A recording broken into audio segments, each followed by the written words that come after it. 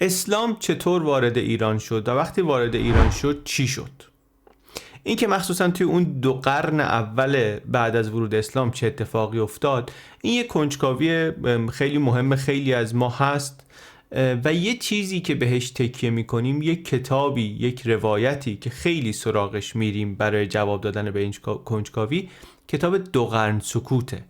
کتابی که 70 سال پیش یک محقق و استاد برجسته ایرانی نوشته، اسم خیلی ماندنی روش گذاشته و این 70 سال خود این کتاب و یه وقتایی فقط اسمش شده پایه فهم خیلی از ما برای جواب دادن به این سوال مهم که اسلام چطوری وارد ایران شد و با ایران چه کرد. این آقا اسمش عبدالحسین زرینکوب بود، از قله‌های تاریخ و ادب فارسی در قرن 20، همسر خانم قمر آریان که ایشون خودش هم از بزرگان تحقیق بود در ادب و اندیشه فارسی. استادی بود با آموزگارانی خیلی برجسته، با کارنامه‌ای خیلی الهام بخش و رشک برانگیز از کارهای ماندگار فکری که این کتابشو 1330 چاپ کرد. بعدم 6 سال بعد یه ویرایش جدیدی و یک نمونه برجسته کتاب از اون شکل تاریخ نگاری ملیگرای سکولار ایرانی نیمه اول قرن 20.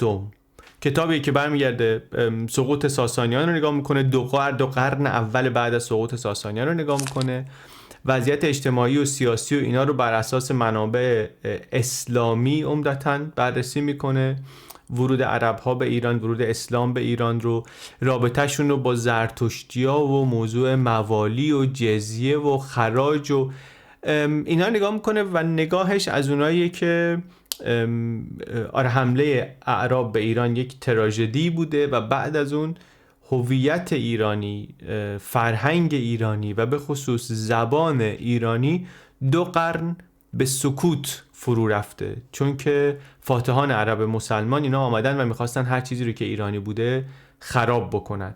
2 قرنی اینطوری بوده تا بعدش ایرانی‌ها دوباره تونستن یک حکومت‌های نیمه مستقل و بعدن مستقل ایرانی درست کنن، سامانیان و طاهریان و صفاریان و اینا، از اون سکوت در بیان و یه خورده روی اوضاع مسلط بشن.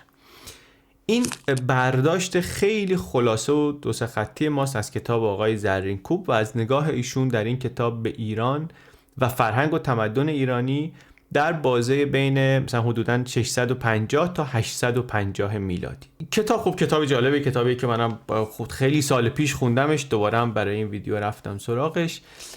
هر کتابی به نظر من یه بخشی از گفتگوه. من وقتی یه جایی میشینم دورم اینطوری مثلا پر از کتابه، به این فکر میکنم که نویسنده های این کتابا دارن با هم گفتگو میکنن و منم دارم به این گفتگو گوش میدم. وسط این گفتگو دارن سر فرصت و سر حوصله و بدون اینکه تو حرف هم بپرن و اینا حرفشون رو میزنن. چند ماه مثلا چند سال از عمرشون رو میذارن که حرفشون رو به بهترین شکل که میتونن توضیح بدن و بعد دیگری ممکنه جواب اینا رو بده و بعد ممکنه دیگری یه چیزی به همون حرف اضافه کنه. کتاب خوندن برای من یه حالت اینطوری داره. کتاب زرینکوب هم وقتی میگیرم احساس میکنم همین کار داره میکنه، منتها خب یه حرفی رو داره میزنه که خیلی زیاد شنیده شده در این 70 سال عمرش. این کتاب خیلی قدر دیده، برای یه گروه عمده‌ای از ایرانی‌ها نگاه استاندارد بوده به اون بازه تاریخی، چه از طرف کسایی که خوندنش چه از طرف بسیاری که میگم نخوندنش، ولی این اسم هوشمندانه کتاب به دلشون نشسته. یا مثلا نسخه افستیشو هم تو بساطیای کنار خیابون دیدن یا فایلشو پیدا کردن، یه سرکی توش کشیدن و بعد حالا این کتاب رو بعداً جواب بهش دادن. آقای مطهری مثلا یه کتابی نوشته که نه اینطوری که اینجا میگه نیست، بلکه اینطوریه که مثلا اسلام و ایران به هم این خدمات رو داشتن. ما کاری که میخوایم بکنیم اینه که میخوایم ببینیم از 70 سال پیش که ایشون این کتاب رو نوشت تا امروز که ما داریم این ویدیو رو میسازیم چه چیزای جدیدی به دانسته های ما اضافه شده، چه چیزایی رو اصلا اون موقع نمیدونستیم، نمیتونستیم بدونیم و الان میدونیم، چه چیزایی رو فکر میکردیم میدونیم الان دیگه اونقدی ازش مطمئن نیستیم. میخوایم یه نگاه نقادانه به این کتاب ارزشمند و مهم بکنیم بعد از 7 دهه، ببینیم که چه چیزای جدیدی میشه فهمید و چه سوالهای تازه‌ای برامون ایجاد میشه، چی میتونیم به اون گفتگوه اضافه کنیم. درباره داستان ورود اسلام به ایران. روایتی که ما از رویدادهای تاریخی داریم معمولاً تا حد زیادی از روح زمانه‌ای که هستیم توش تأثیر میگیرن، بخوایم یا نخوایم، بدونیم یا ندونیم. برای همینم درباره شخصیت‌های تاریخی و رویدادهای تاریخی و اینا همچنان کتاب نوشته میشه، بعد از چند دهه، بعد از چند قرن همچنان تحقیق میشه، همچون چیزای جدید پیدا میشه، مستندات و شواهد و اینای جدید پیدا میشه، همچون که ما نگاه تازه پیدا میکنیم، یه چیزایی برامون مهم میشه که قبلا مهم نبوده، یه چیزایی که قبلا مهم بوده دیگه برامون ممکنه اونقدر مهم نباشه. داستان ورود اسلام به ایران هم از مهمترین اتفاقات تاریخ طولانی ایرانه و خیلی جورای مختلفی تا حالا بهش نگاه شده از همون موقع تا حالا. یعنی نویسنده های سده های میانه، همون قرن 9 و 10 که مثلا فاصله شون با ماجرا خیلی کمتر بوده و در حکومت قدرتمند عباسی، یعنی امپراتوری عربی اسلامی عباسی، تاریخ می نوشتن، اینا یه روایتی داشتن. در دوران مدرن روایت یه طور دیگه است. همین قرن 20 و 21 تاریخ نویسا و تاریخ پژوهای مارکسیست و کمونیست و اینا یه روایتی دارن که ما ممکن خیلی شنیده باشیم، توش اختلاف طبقاتی ایران ساسانی مثلا خیلی موضوع محوریه.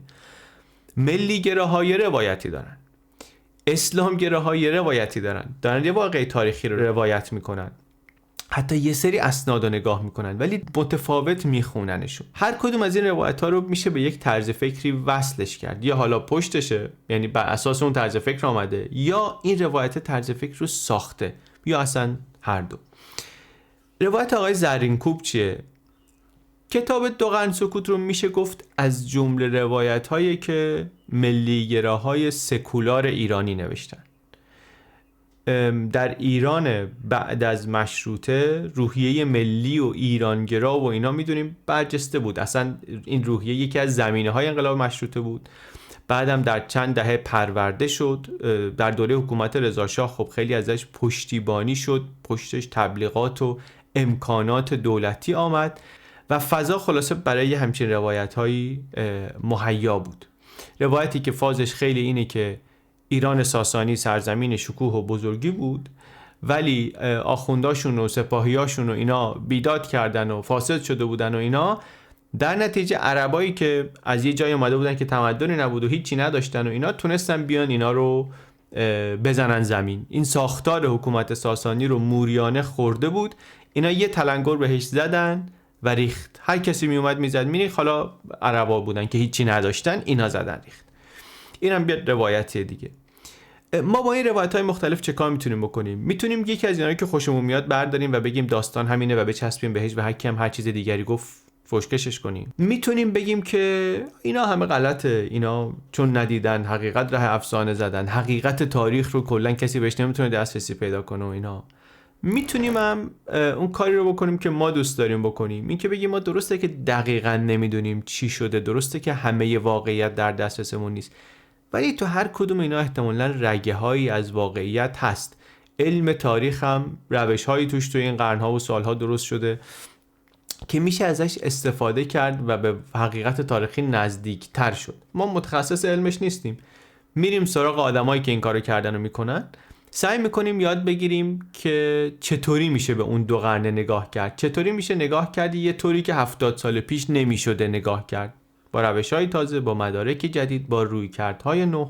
همه حرفا برای چیه؟ برای اینکه بگیم که ارزش داره، میارزه که یه ساعت وقت بذاریم بریم این داستانه رو یه بار دیگه هر 4 بخشش رو نگاه کنیم. یه بخشش ایران پیش از اسلامه، یه بخشش عربستان پیش از اسلامه، یه داستانش اسلام چطوری آمد به ایرانه، یه داستانش هم این 2 قرن بعد از این که اسلام به ایران آمد چه اتفاقی افتاده.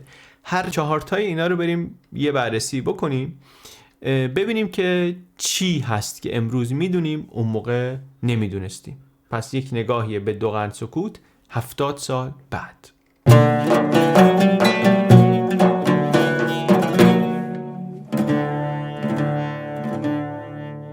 از ساده ترش شروع کنیم.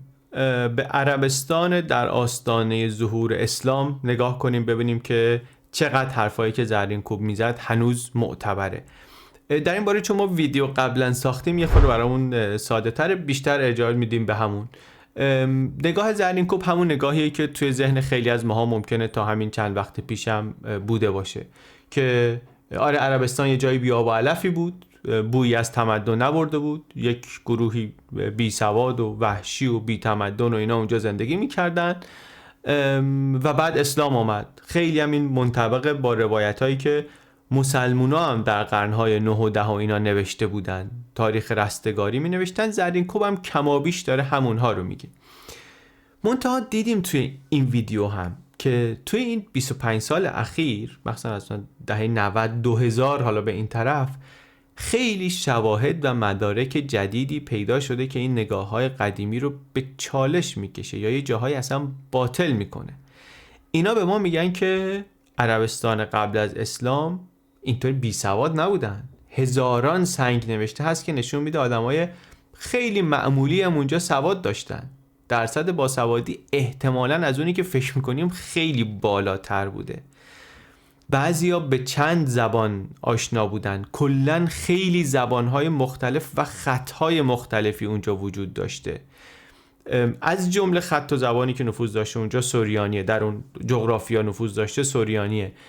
احتمال میدن که خود پیغمبرم اگر با نسخه ای از کتاب مقدس مواجهه‌ای داشته احتمالاً نسخه سوریانی بوده. یعنی این زبانهای بسیار زیاد و خطهای مختلفی که بعضیاش حالا هنوز رمزگشایی هم نشده، این خیلی متفاوته با اون تصویری که 70 سال پیش وجود داشت درباره عربستان. و چیز دیگه ای که متفاوته اینه که اینطوری نیست که همیشه هرج و مرج و هر کی و اینطوری باشه. در خیلی از دوره‌های تاریخیشون پادشاهی‌های مستقری هستن و البته حکومت‌های اطراف هم سعی میکنن یه مناطقی از اونها رو تحت کنترل بگیرن، همونطور که هخامنشیان و اشکانیان و ساسانیان و روم و حبشه و همه اینا یه تلاشایی کرده بودن که یه قسمت‌هایی رو کنترلش رو بگیرن. و یه وقتایی هم یه حکومتی از نواحی داخلی خود عربستان مثل یمن میومده خودش رو بزرگ میکرده، گسترش میداده و خیلی از نواحی رو توی یه حکومتی میبرده. پس اون داستان بی تمدن و بی شهر و بی چیز نیست. این داستان هم داستان درستی نیست. یه چیز دیگه ای که باز تو این ویدیو صحبتشو کردیم زیر سوال رفت، مسئله دینشونه که این دید که همه بت پرست بودن و اینا، اینم زیر سواله. اصلا این نگاه ما به بت پرستی به نظر میاد که خیلی ساده انگارانه است. یعنی مغلطه مترسک، واقعا یک مثال خوب از مغلطه مترسک، ساده انگاری که برامون گرون هم تموم شده، چون باعث شده با نفهمیدن دیگری یا با اینکه خودمون رو بزنیم به اون راه و سعی کنیم دیگری رو نفهمیم، خودمون رو هم خیلی خوب متوجه نشیم. تصورمون این باشه که یه آدمایی هستن که یه مجسمه رو میذارن اونجا، میگن که این صاحب همه قدرت در جهان، بعد میگه اون چقدر ابلهه، مثلا ما پس چقدر باهوشیم، در حالی که مجسمه است دیگه، یه چیزیه که بتونید تجسم بکنی باهاش. داستان یه چیز دیگری بوده. جزئیاتش به کنار، درباره دین مردم عربستان الان میدونیم که اون تصویر درست نیست. خیلی دینداری اینجا متنوع بوده. از همین دینایی که میشناسیم، زرتشتی بودن، یهودی بودن، مسیحی بودن، خیلی زیاد مسیحی بودن از اونی که فکر میکنیم بیشتر، چه در شمال همه قسانیان و لخمیان و اینا، چه در جنوب در یمن. خلاصه ولی این تصویری که آقای زرینکوب داره از عربستان قبل از اسلام و خیلی از ما هنوز هم داریم، تصویر درستی نیست. ما خوب نیست که این تصویر غلط رو داشته باشیم، چون الان بالاخره اطلاعات جدید هست و دیگه این همه منابع هست و این همه چیز پیدا شده و اینا، از ما پذیرفته نیست که نگاهمون خشک و صلب باشه و متوجه کشفیات جدید نشیم. ولی این اشکالی بر آقای زرینکوب نیست. کتابشو وقتی نوشته که این شواهد اصلا کشف نشدن، منبع ایشون بیشتر منابعیه که روایتاییه که مسلمانای قرن 9 و 10 نوشتن.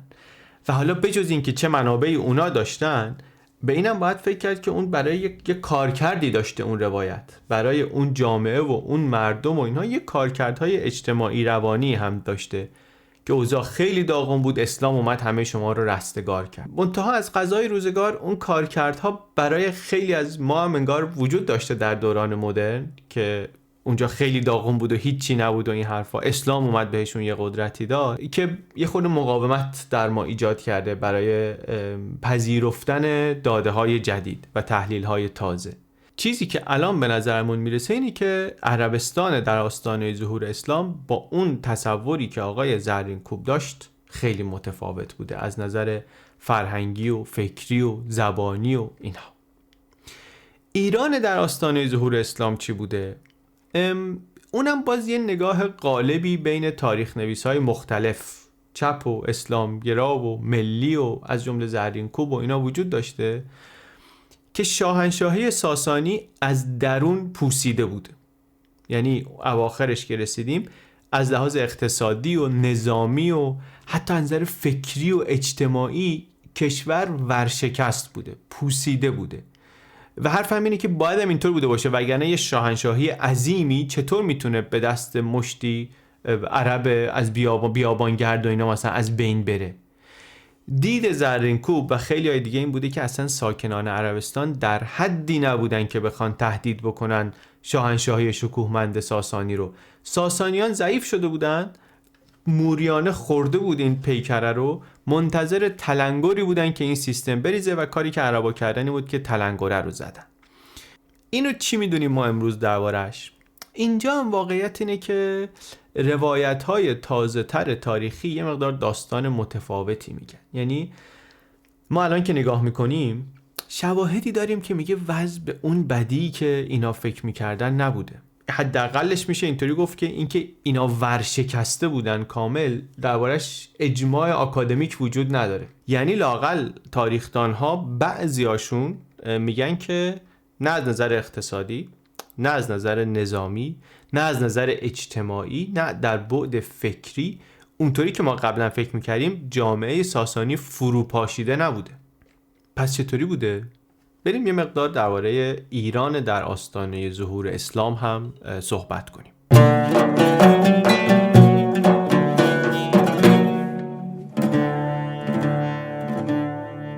ظهور اسلام میدونیم همزمان با پادشاهی خسرو پرویز، 2 دهه اول قرن هفتم، 610 و اینا، همون اوائل قرن هفتم. اما برای اینکه خود شرایط ایران ساسانی رو بفهمیم خوبه چند نسل بریم عقب، بریم مثلا نیمه قرن پنجم، نیمه دوم قرن پنجم، ببینیم از اون موقع اوضاع ساسانی‌ها چطور بوده. چرا؟ چون که اتفاقای مهمی اونجا میفته. از اونجا پادشاه‌های خیلی مهمی میان که نشون میده چرا میگیم اوضاع ساسانی در آستانه ظهور اسلام اونطوری که میگن داغون نبوده. بریم به زمان قباد پیروز، میشه اینجای تاریخ. قباد از اون پادشاهاییه که خودش باید بسازه. بعضی از فرمانرواها هستن کار رو از بالا شروع میکنن، یه چیز خیلی خوبی در اختیارشون قرار میگیره، در اوج شروع میکنن، یا حالا در اوج هم شروع نکنن از یه جای سفتی شروع میکنن.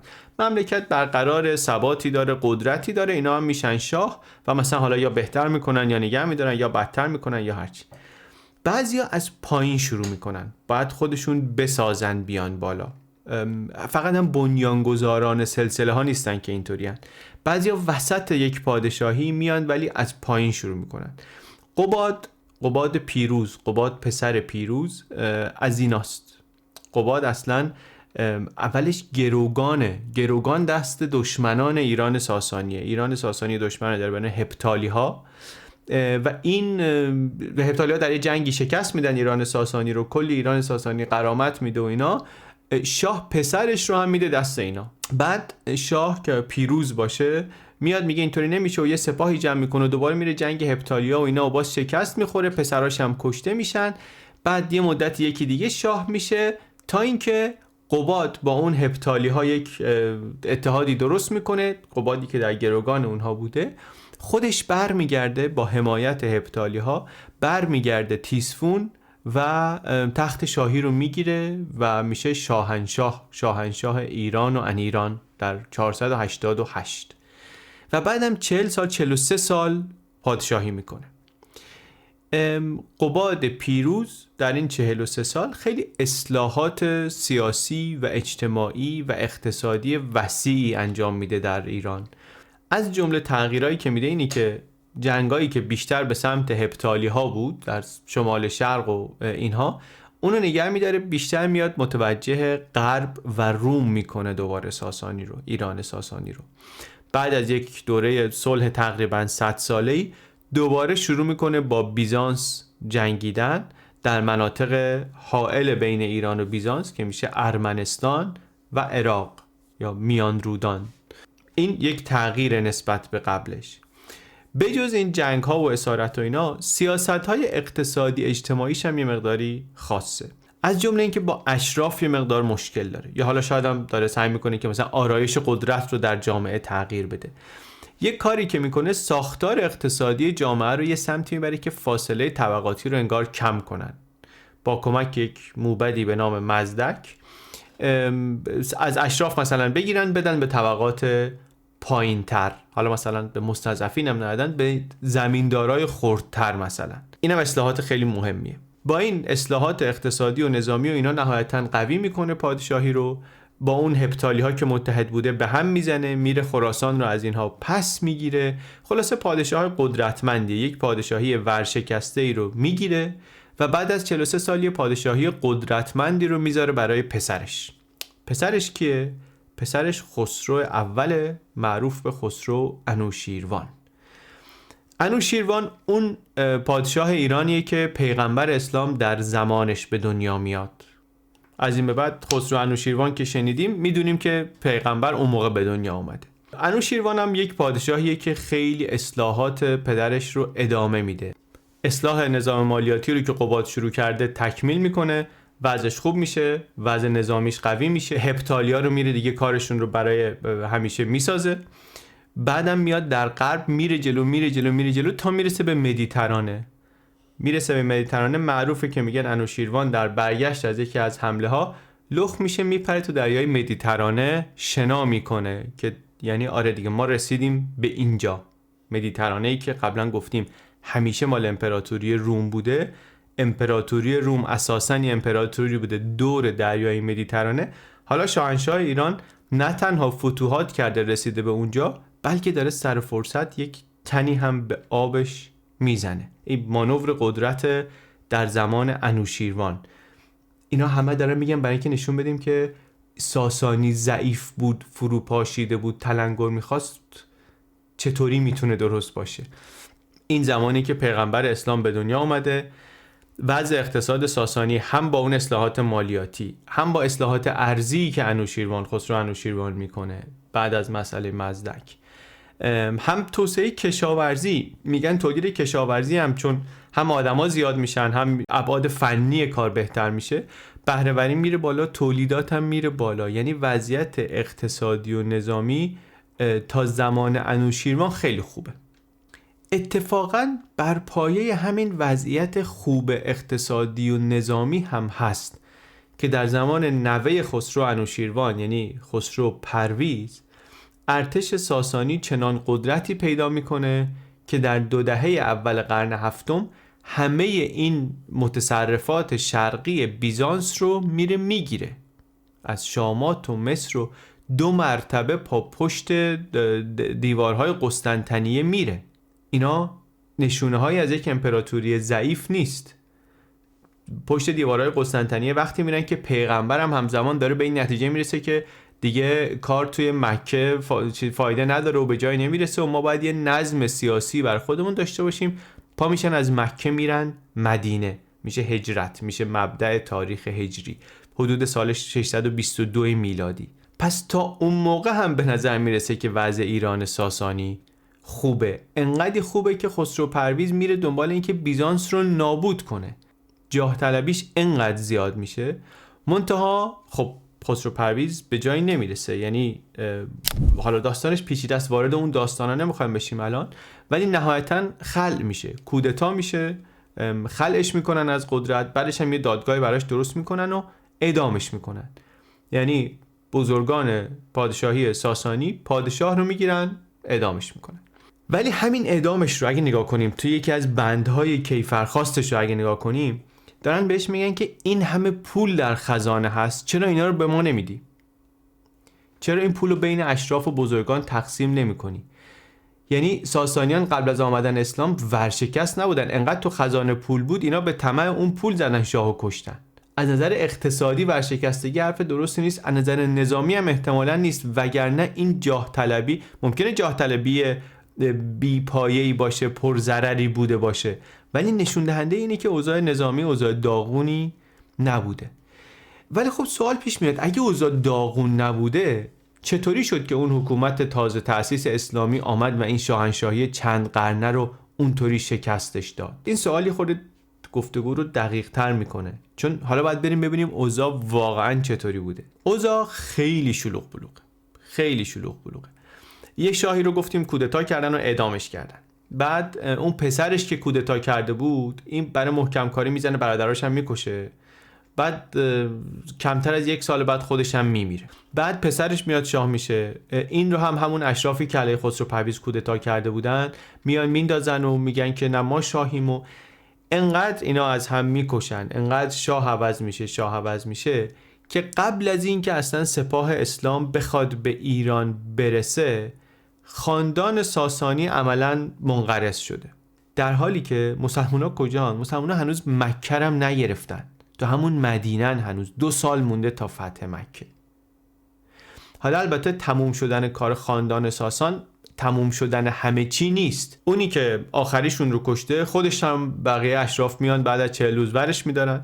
بعد میگن حالا کیو شاه کنیم؟ کسی نمونده. شیرویه همه پسرا رو زده کشته، میگن که دخترا رو شاه کنیم، پوران دخت و بعد آزرم دخت و بعد باز دوباره درگیای داخلی و اینا کشته میشن و میرن کنار و یکی میاد میگه او من پسر خسرو پرویزم فرار کرده بودم اون موقع. اون میاد بعد اونو میکشن. بعد باز دوباره یکی دیگه میاد میگن این یه پسر خسرو پرویز از یه کنیزی که ما اینو قایمش کرده بودیم. خلاصه همینطوری این دوران آشوب ادامه داره تا 637 که دیگه تیسفون سقوط میکنه یا حالا فتح میشه، بسته به اینکه از کدوم طرف ببینید. یعنی در فاصله کمتر از 10 سال 7 پادشاه به تخت میشینن. همه اینا یعنی چی؟ یعنی تا زمان خسرو پرویز که به نظر میاد ساسانی‌ها از نظر اقتصادی و نظامی و اینا قوی‌اند.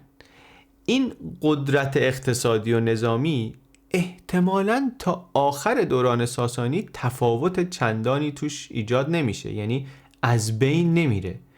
چیزی که عوض میشه اینی که بعد از کودتا و اعدام، کودتا علیه خسرو پرویز، بعد از اعدام خسرو پرویز، مردهای خاندان ساسانی در یه بازه کوتاهی همدیگر رو میکشن یا میمیرن و عملا این خاندان ساسانی از بین میره.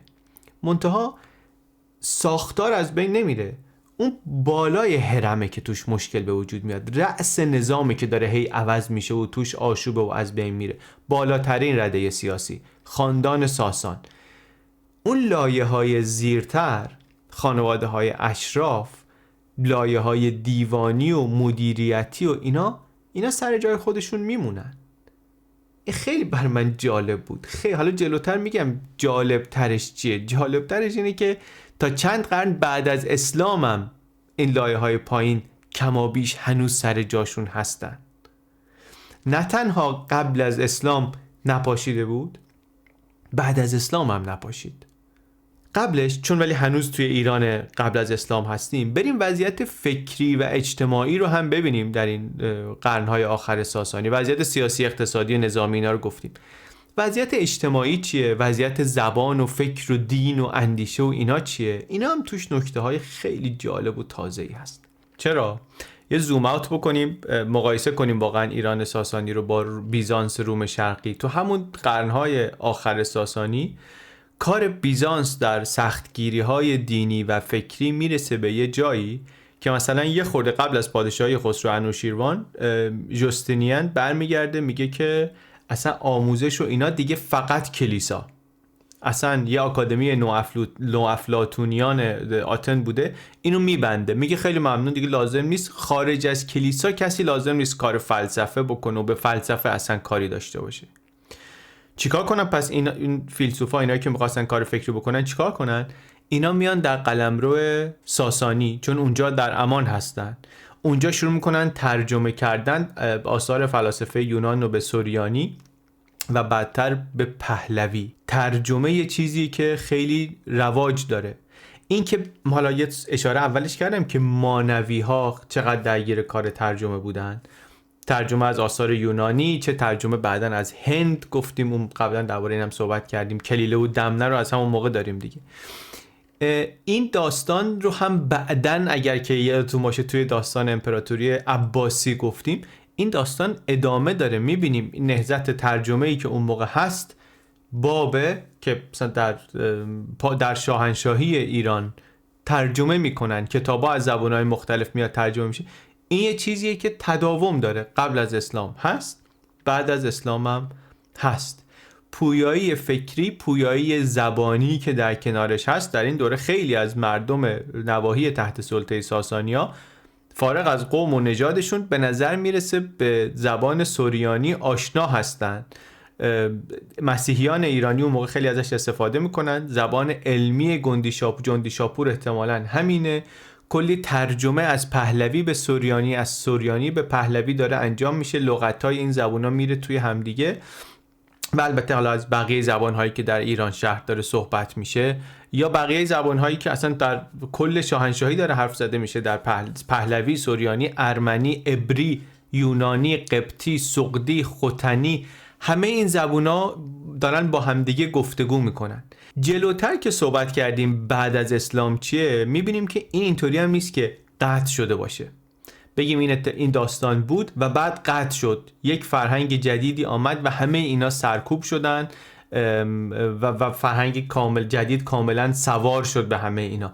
این واقعا دربارش اجماع وجود نداره، حداقل میشه اینطوری گفت. پس این داستانی که میشنیدیم که جامعه خیلی طبقاتی بود و خیلی ظلم و فساد بود در دوره ساسانی و اواخر دوره ساسانی و اینا، این داستان یعنی همش غلطه؟ نمیگیم همه این داستان غلطه، ولی باز دقت باید بکنیم. دقت در جزئیاتش مهمه. این 3 کلمه طبقاتی و جامعه طبقاتی و ظلم و فساد و اینا حداقل 2 تاشون بار ارزشی زیاد دارن، در زمانهای مختلف اینا معنی متفاوت دارن. مثلا فساد وقتی میگیم یعنی چی؟ اون چیزی که امروز به نظر ما کار بده فساده، اون موقع هم کار بد بوده. یا ظلم به چی داریم میگیم در واقع ظلم؟ اینا جزئیاتی که ممکنه به نظر مهم نیاد ولی واقعا مهمه. جامعه طبقاتی توصیفیه که حالا درباره اون موقع میگن، درباره جوامع دیگه هم میگن ساختار طبقاتی داشته. خیلی های دیگه ساختار طبقاتی داشتن، سرنوشت ساسانی‌ها براشون اتفاق نیفتاده.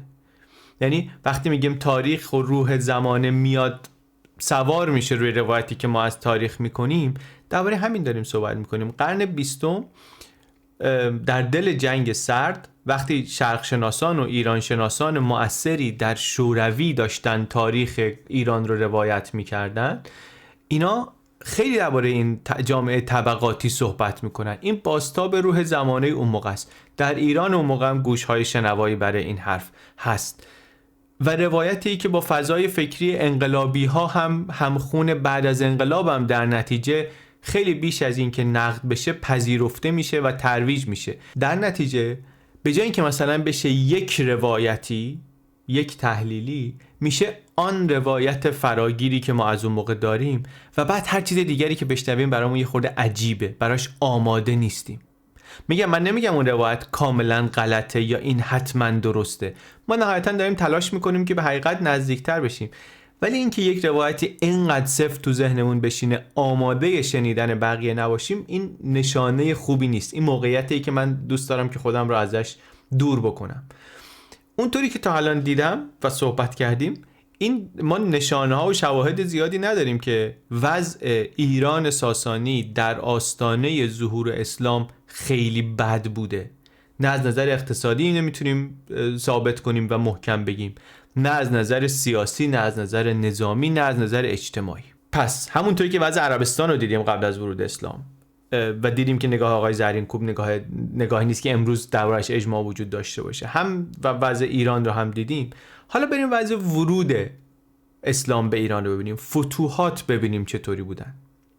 فتوحات رو ما چی فکر میکنیم دربارش؟ عموما فکر میکنیم که فتوحات برقاسا بودن. فتوحات روایت غالب اینه که اعراب مسلمان که به قوت ایمان قوی شده بودن، آمدن و با سرعت گرفتن، آمدن با سرعت برق‌آسای ایرانیان رو شکست دادن، سرزمین ها رو فتح کردن و نظم سیاسی اجتماعی ساسانی رو از بین بردن، نظم نوینی جایگزین کردن. کم و بیش زرینکوب هم همین حرفو میزنه. شواهد جدید میگن که این قضیه هم از این حرفای خورده پیچیده تره. رو نقشه نگاه کنیم مسلمونا کجا رو گرفتن. بعد یادمون بیاد گفتیم خسرو پرویز خیلی فتوحات داشت، قبل از اینکه ساسانی بیفته خیلی اتفاقا گسترش پیدا کرده بود. نقشه فتوحات مسلمین رو که بندازی رو نقشه خسرو پرویز میبینی اینا خیلی به هم شبیهن.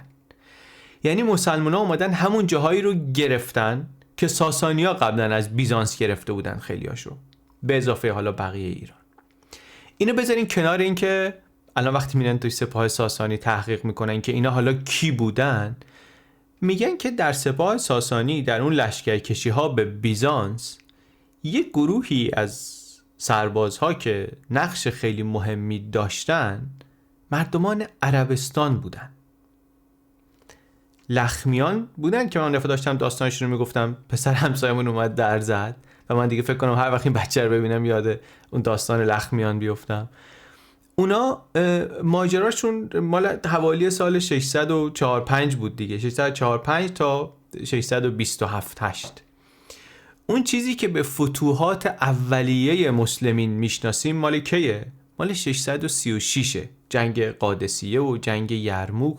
آیا اون جنگ ها اولین باریه که اعراب اومدن اونجا؟ نه. جنگ زیقار داریم که مال قبل از فتوحات مسلمینه. حالا تاریخ دقیقش مشخص نیست، ولی به نظر میرسه که از قبل از اون نه تنها درگیر شدن بلکه پیروز شدن. اون دفعه یه تیکه از فیلم صدام هم گذاشتیم که به جنگ زیقار اشاره میکرد وقتی میخواست خیلی حالا عرب ها در مقابل ایرانی ها رو پررنگ بکنه. یک خطبه هست از اسقف اورشلیم 634 داره صحبت میکنه درباره اینکه تازیان در بیت لحم هستن.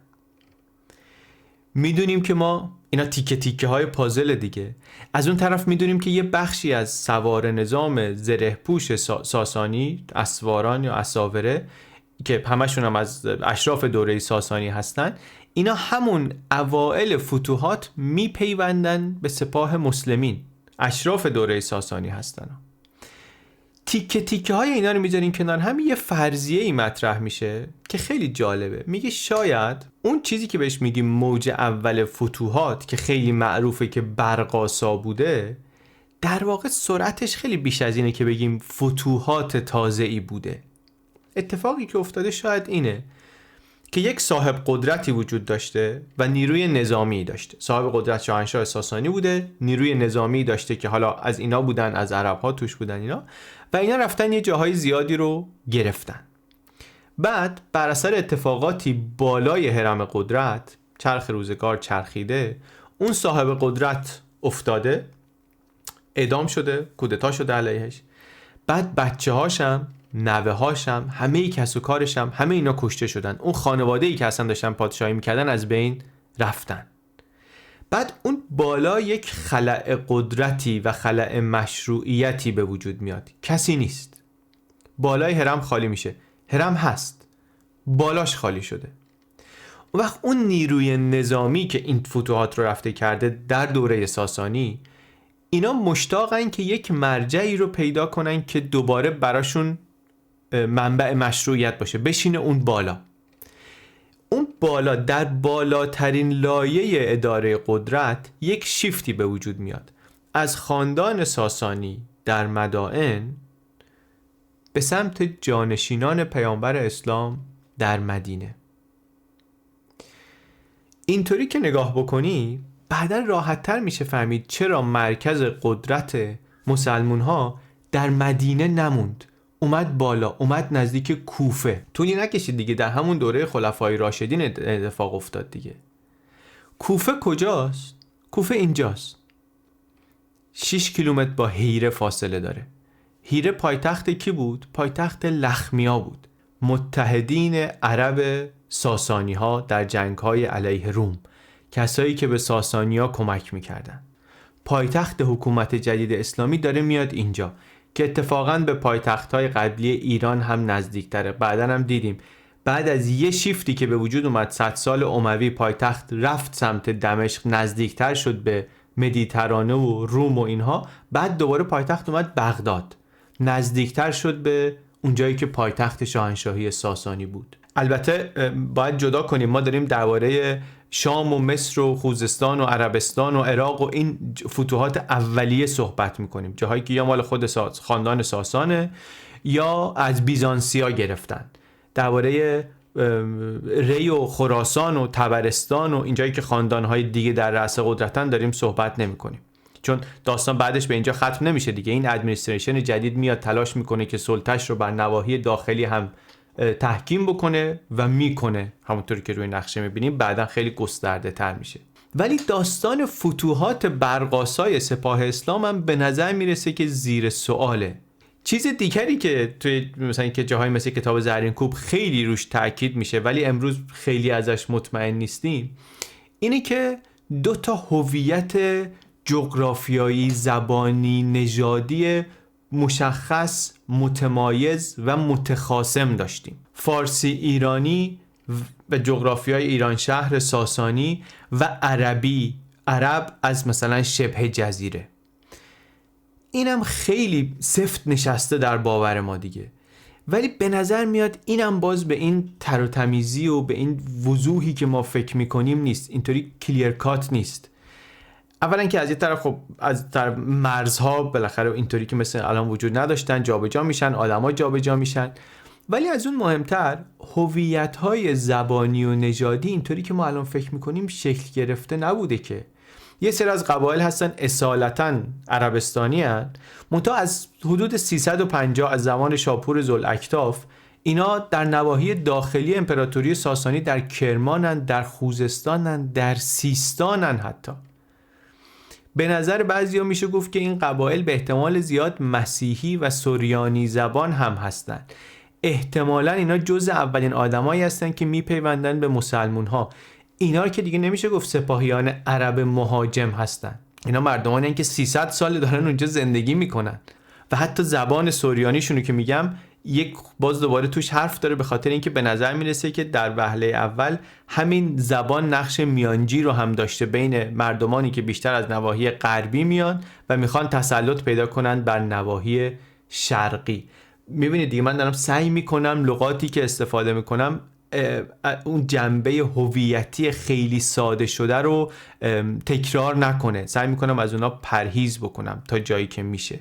ولی اینطوری که من دارم میفهمم این که بگیم یک طرف ماجرا ایرانیه و یک طرف ماجرا غیر ایرانیه یا خارجیه، این به این راحتی و مطمئنی نمیشه گفت. من اگر تا چند وقت پیشم اینطوری فکر میکردم، الان نمیتونم خیلی راحت این رو بپذیرم. تو این مایندست نمیشه، تو این طرز فکر نمیشه گفتش که مثلا اون اسواران یهویی آمدن به کمک یک سری دشمن خارجی به کشور و به مردم خودشون حمله کردن. اینطور نیست. اینا انقدری با هم غریبه نیستن. نه اینکه مثلا با گل و محبت و صفا فتوحات کردن، قتل و غارت نکردن، قطعا یه جاهایی بوده. منتها من مطمئن نیستم که این خیلی خشن‌تر از قبلیاش یا بعدیاش بوده باشه.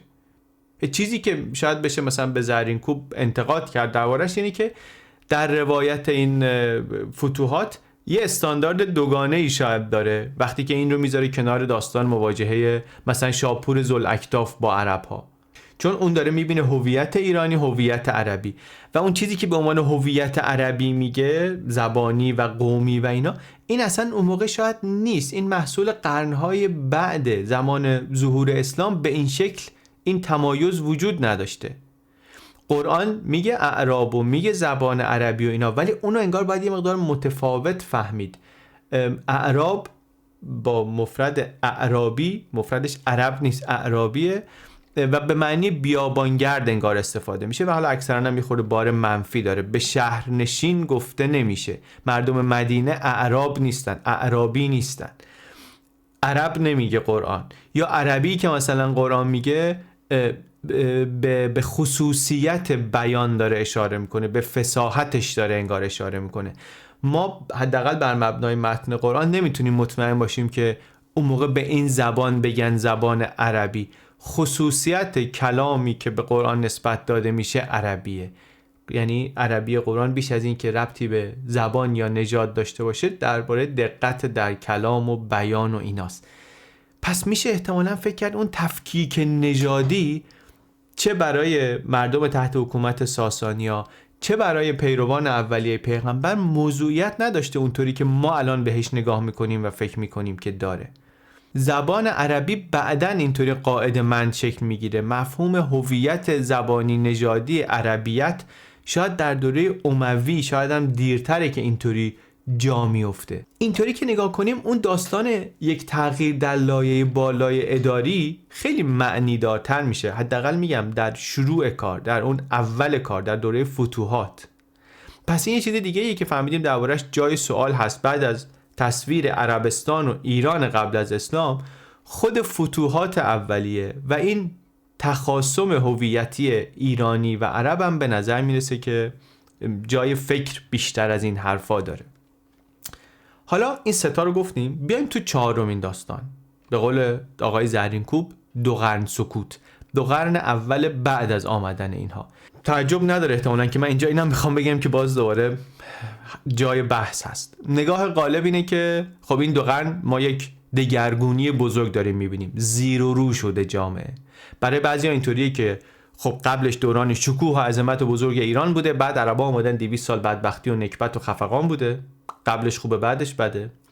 برای بعضیا هم اینطوریه که قبلش همش بدبختی و نکبت برای خلق، نابرابری و فساد و ظلم و اینا، و بعدش رشد و بالندگی برای مثلا مسلمین، رستگار شدن. قبلش بد بوده بعدش خوب بوده. حالا این ایرانیا و خلق و مسلمین و اینا همه کلمه‌های قرن 20 که داریم میندازیم روی داستان قرن 7 و خیلی هم سوار بر همون تفکیک هویتی که دربارش صحبت کردیم.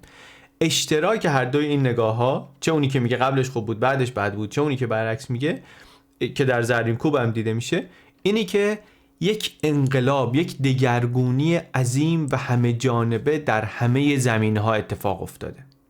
در حالی که اینجا هم به نظر میرسه که قبل و بعدش اونقدرایی که فکر بکنی از هم متفاوت نیستن. یعنی زندگی و عقاید مردم تا حد زیادی ادامه طبیعی خودش رو داره برای چند قرن. یعنی ما چه در ابعاد اجتماعی، چه اقتصادی، چه سیاسی، تا چند قرن یک تداوم داریم میبینیم بین قبل از فتوحات و بعد از فتوحات. طبیعی هم هست، چون قبلا هم دیدیم هیچ چی در تاریخ یهو اتفاق نمیفته. 2 قرن اول نه تنها 2 قرن سکوت نیست اونطوری که خیلی از کتاب زرینکوب فهمیدن، بلکه در امتداد دوران قبلش دوران خیلی غنی و پربار و پرهیاهوییه از نظر فکری و فرهنگی. یک کمی درباره اینم صحبت بکنیم. اگر تا اینجا براتون جالب بوده و صبر داشتید و این آمادگی فکری رو داشتین که چالش بکنید، خود چالش بکنین چیزایی که قبلا فکر میکردین، شک نکنین که از این به بعدش هم براتون جالب خواهد بود. و همین الان لطفا این ویدیو رو برای یه نفر دیگه هم که فکر میکنید دوست داره و آمادگی ذهنیش رو داره که ذهنش رو نرمشی بده بفرستید. چیزای تازه خوبه دربارش صحبت بکنیم. لطف کنید بفرستین. اگر هم لایک کردین و اینا که دیگه فوق العاده است. دمتون گرم. بریم درباره امتداد، تداوم نظامات سیاسی، اجتماعی، اقتصادی، دینی صحبت بکنیم. بریم 3 نقطه رو ببینیم در تاریخ سده‌های میانه. یکی اردشیر بابکان، بنیانگذار شاهنشاهی ساسانی، یکی خسرو انوشیروان، پادشاه ساسانی که زمان تولد پیغمبر اسلام داره پادشاهی میکنه، یکی هم مأمون خلیفه عباسی که قرن 2 هجری داره حکومت میکنه بر سرزمین هایی که از یک سمت شامل قلمرو ساسانیان هم هست.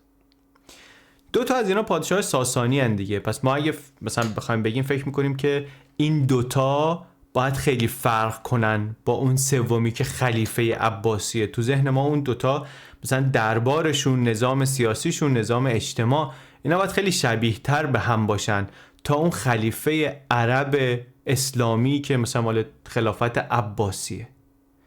اما مثل که اینطوری نیست. آقای خداداد رضاخانی میگفتش که دربار و نظامات سیاسی خسرو انوشیروان به مأمون عباسی نزدیکتره تا به اردشیر بابکان بنیانگذار ساسانی چند قرن پیشش. این خیلی حرفه.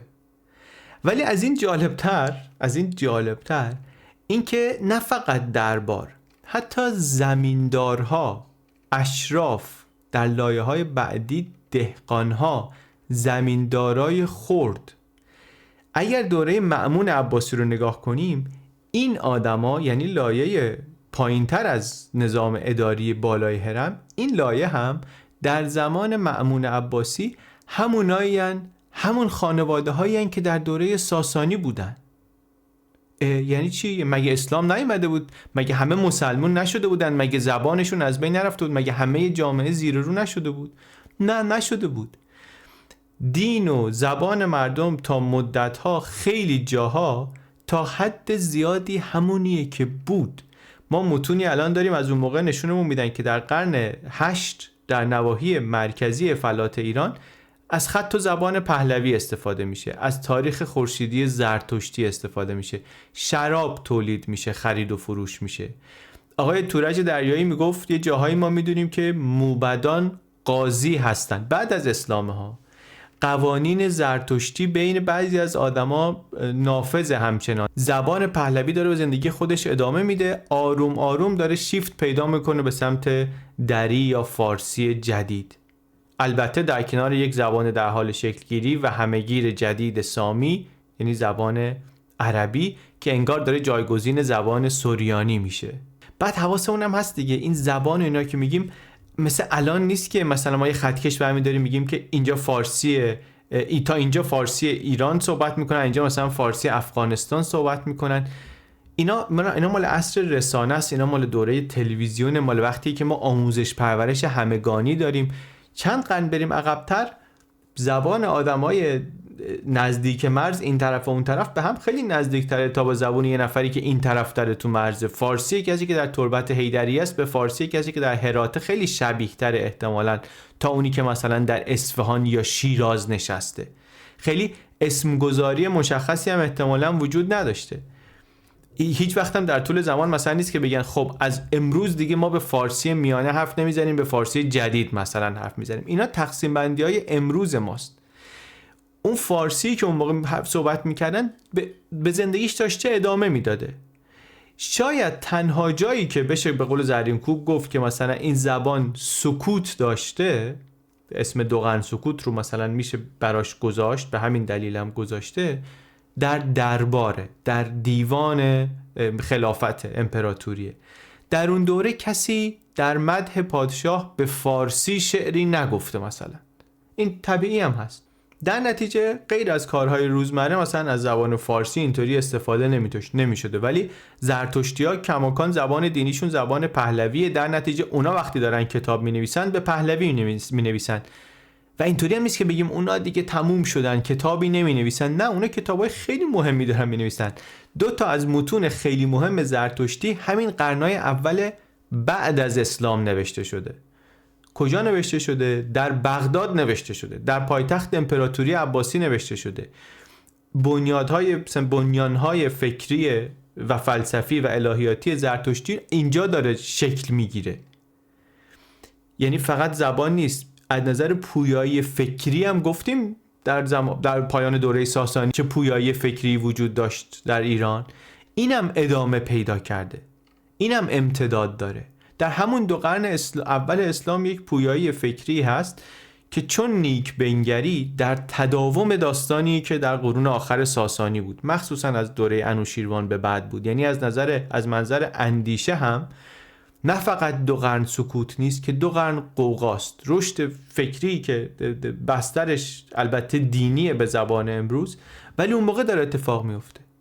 من خیلی تعجب کردم وقتی که یاد گرفتم، فهمیدم که این 2 قرن اول بعد از اسلام دوره خیلی مهمیه در شکلگیری آیین زرتشتی به اون شکلی که ما امروز میشناسیمش. خیلی از تاریخدانا اساساً شکلگیری دین رو به اون شکلی که ما امروز میشناسیم به همون اواخر دوره ساسانی و اوایل دوره اسلامی مربوط میدونن. تلمود یهودی‌ها رو هم میگن همون دوران اواخر ساسانی نوشته شده. شریعت یهود هم داره اون موقع این فرم رو به خودش میگیره. زرتشتی هم همینطوری، ابعادش همینطوری یا حداقل یه خوانشی ازش همینطوری داره اون موقع تثبیت میشه. یه جاهای هم راستا با اسلام، یه جاهایی هم در تقابل باهاش.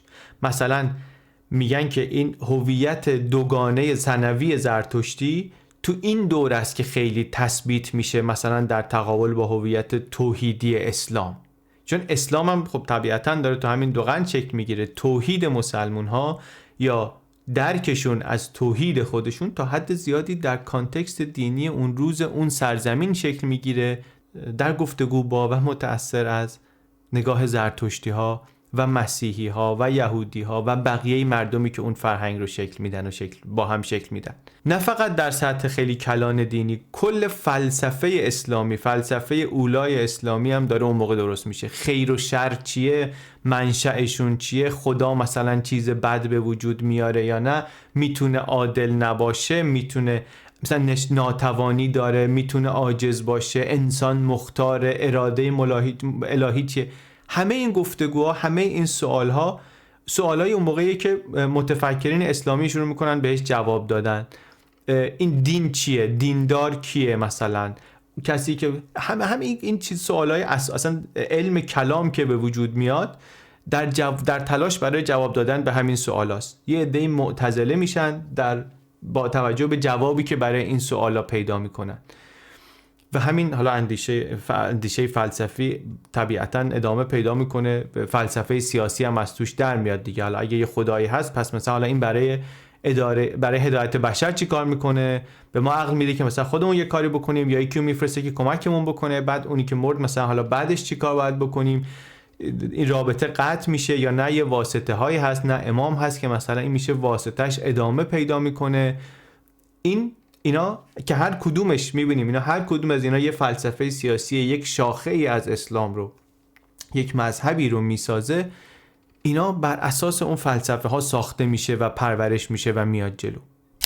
یکی میشه شیعه، یکی میشه شیعه 12 امامی، یکی میشه زیدی، یکی میشه 7 امامی، یکی میشه اسماعیلی، از اون طرف یکی میشه حنفی، یکی میشه شافعی. اینا جوابای مختلفیه که دارن به همین سوال ها میدن توی همین دوره. قوانین فقهی و سنت های شرعی و نه فقط در اسلام، گفتم در جوامع زرتشتی و یهودی و مسیحی و اینا هم داره اون موقع شکل میگیره. یک سری سنت های در اسلام هست که اینا ادامه سنت هاییه که در آیین زرتشتی بوده. خیلی اینا جالبه. سنت صیغه این یه چیزیه که در زرتشتی هست، بعد در اسلام مثلا شیعه این شکلی براش یک ادبیاتی درست میکنن، منتقل میشه اینجا. یا داستان وقف در امتداد سنت زرتشتی میاد توی سنت اسلامی یه سر و شکل دیگری، یه خورده متفاوتی پیدا میکنه. یا ارتداد و مجازات ارتداد، اینا سنتایی هستن تا جایی که من فهمیدم در امتداد سنت زرتشتی میان توی اسلام. یک گفتگوی خیلی وسیع و فراگیر و پویایی در جامعه فکری هم در جریانه و اینا که خب این پویایی فکری خوراک لازم داره. اینا کتاب باید بخونن، ترجمه ادامه پیدا میکنه. سنت ترجمه گفتیم از زمان انوشیروان شروع شده، این در دوره عباسی هم ادامه پیدا میکنه. حالا زبان عربی هست، یک شکل و شمایلی هم پیدا کرده، استاندارد شده، در جامعه به عنوان زبان فکر مستقر شده. پس یه پروژه عظیمی راه میفته که کتابا به عربی ترجمه بشن. پس نکته مهم این دوره نهضت ترجمه نیست. نهضت ترجمه چیز تازه‌ای نیست. ترجمه رو قبلش هم داشتن میکردن. اتفاق تازه‌ش اینه که حالا به این زبان جدیدن شکل گرفته عربی دارن ترجمه میکنن. پس یه آزادی نسبی هست، یک پویایی فکری خوبی هم هست، این ترجمه ها انجام میشه. دنیای اندیشه توش گفتگو زیاد هست، توش ایده های سیاسی در میاد، بر اساس این ایده های سیاسی تفکرات سیاسی درست میشه. آدمایی که میخوان برن دنبال قدرت سیاسی بیان پایه فکری فلسفی براش پیدا میکنن که مشروعیت بهشون بده و قدرت بسیج کردن مردم بهشون بده. بعضیاشون موفقن، بعضیاشون موفق نیستن. شیعه ها رو داریم، خوارج رو داریم، گروه های کوچکتر و بزرگتر، ابو مسلم خراسانی رو داریم. اینا سوار هر کدومشون سوار یکی از این ایده ها میشن، با بعضی از اینا میخوان بیان جلو، بعضی موفقن بعضی ناموفقن. ولی نکته ای که جالبه اینه که توی همه اینا اینطوری که حالا ما خوندیم و فهمیدیم، اینطوری نیست که یک دعوای هویتی بین ایرانیا و عربا پیدا کنی. اینا رو همه با این لنز نمیبینن، اون موقع هم نمیبینن. اینا دعوای ایرانی ها با یک هویت مستقل مشترک نژادی زبانی با عرب ها با یک هویت مستقل نژادی زبانی که مثلا بیگانه و دشمن باشه نمیبینن. درسته که خلیفه عباسی قیام بابک خرمدین رو سرکوب میکنه، ولی انوشیروان هم مزدکی‌ها رو سرکوب کرده. هر دوتا اینا دارن تلاش میکنن قدرتشون رو حفظ کنن. حتی معلوم نیست که ریتوریک این قیام‌های ضد خلیفه مثلا توش موضوع نژاد و زبان و اینا خیلی وجود داشته باشه. توی خیلی از اینا اصلا قبایلی از اعراب ساکن شده در نواحی مختلف هم میان مشارکت میکنن. پس شاید موضوع بیشتر از این که نژاد و زبان اینا باشه، عقاید یه فلسفه سیاسیه، یا از اون محتمل‌تر مثل همه جنگا و تنازعات دیگه منافع. همونطور که در قیام‌های قبل از اسلام هم بوده، موضوع هویت بوده، ولی در یه جایی با این همه در هم آمیختگی زبانی و نژادی بعید و عجیب خواهد بود که زبان و نژاد برای اینا بخش خیلی زیادی از هویت بوده باشه. چیکار کردیم؟ اومدیم به عنوان یک سری آدمای آماتور، آدمای علاقه‌مند، آدمای کنجکاوی که متخصص این داستان‌ها نیستند ولی بسیار علاقه دارن که حرف متخصصای این داستان‌ها رو بشنون، بخونن، ببینن، دنبال کنن و دربارش با هم دیگه حرف بزنن. آمدیم یک کتاب مهمی رو از یه آدم درست و دانشمندی که 70 سال پیش نوشته گذاشتیم جلومون. بعد چیزای تازه‌ای رو هم که تو این 70 سال بعدش فهمیدیم گذاشتیم کنارش که ببینیم اون حرفا چقدرش هنوز درسته، چقدرش قطعاً غلطه و چه مقدارش رو حداقل اون قدری که اون موقع ازش مطمئن بودیم دیگه مطمئن نیستیم. این به نظر من یک کار خیلی ضروریه که باید با رویدادهای تاریخی و با شخصیت‌های مهم بکنیم، دوباره و چند باره بهشون برگردیم، با عینک‌های جدید نگاهشون کنیم. وقتی که آقای زرینکوب کتاب بی‌نظیرش رو می‌نویسه، داره از منظر هویت ایرانی قرن 20 بهش نگاه میکنه و براش این هویت خیلی با زبان فارسی و آریایی و اینا گره خورده. خیلی هم متأثر از اون روحیه ملی بعد از مشروطه و سیاست‌های عصر پهلویه و در راستای ساختن دولت ملی جدید. کاری که خیلی دیگه هم دارن در جهان میکنن و بعضیا میکنن به خیلی جاهای خطرناک میرن. در ایران اینطوری نمیشه. زرینکوب مثل خیلی دیگه از روشنفکرای ایرانی یک نسل قبل از خودش سعی میکنه این مفهوم هویتی نژادی زبانی عرب رو دیگری ببینه، ازش یک دیگری بسازه و یه خورده اینو در مقابل مفهوم ایرانی میبینه و به این دلیل اسمشو میذاره دو قرن سکوت، چون از نظرش ایرانی ها با اون تعریف نژادی زبانی در اون دوران چون حکومت خودشونو ندارن، چون شعر فارسی درباری ندارن، پس سکوت دارن، در حالی که خودش میدونه که سکوت نیست، خیلی چیزای دیگه دارن. در مقدمه چاپ دومش هم میگه که من فکر کردم شاید بهتر باشه اسمشو عوض کنم، ولی بعد گفتم نه دیگه، به همین اسم معروف شده، بذار باشه. تصمیم هوشمندانه‌ای هم هست از خیلی نظرها، ولی خب پر ریسک هم هست، به خاطر اینکه ممکنه واقعا کسی فکر کنه در 2 قرن بعد از سقوط ساسانی ایران زیر و رو شده بود، فرهنگی، دینی، فکری، زبانی، و 2 قرن در سکوت بود، در حالی که با توجه به چیزایی که اینجا گفتیم و با کمک اون چی که ما امروز میدونیم، این تصویری نیست که الان و در 2025 توصیف خیلی قابل پذیرشی باشه یا حداقل توصیف مورد اجماعی باشه. امیدوارم پسندیده باشید. درباره این دوران و این سوالها بازم حرف میزنیم.